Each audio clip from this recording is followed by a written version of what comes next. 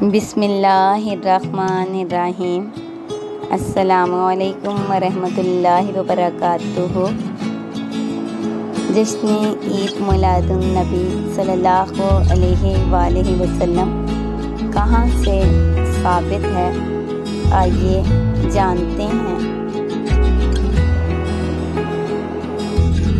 نثار تیری چہل پہل پر ہزاروں عیدیں ربیع الاول سوائے ابلیس کے، جہاں میں سبھی تو خوشیاں منا رہے ہیں۔ قرآن پاک میں ہے، اور ہم نے تمہارے لیے تمہارا ذکر بلند کر دیا۔ ایک اور جگہ قرآن پاک میں ارشاد ہے، اور اپنے رب کی نعمتوں کا خوب چرچا کرو۔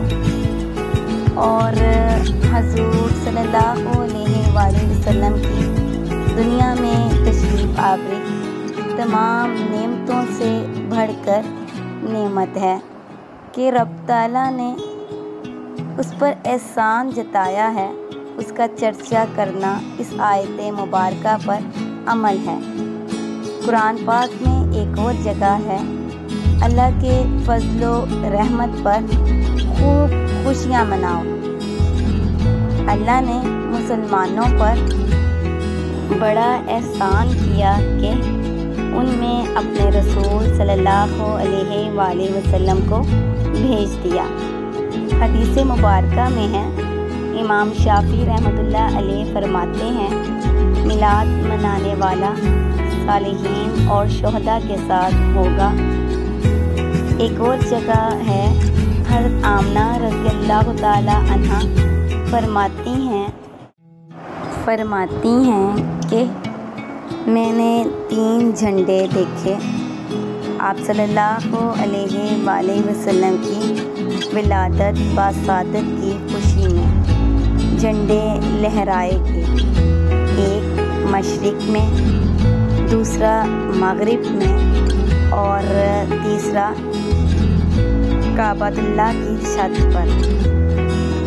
اس بات کو ذہن نشین کر لیں، الحمدللہ اس پرچے میں تمام عقائد قرآن و حدیث کے عین مطابق ہیں۔ پھر بھی اگر کوئی شخص ان کو تسلیم نہیں کرتا تو اسے چاہیے کہ وہ یہ تحریر ضرور پڑھ لے۔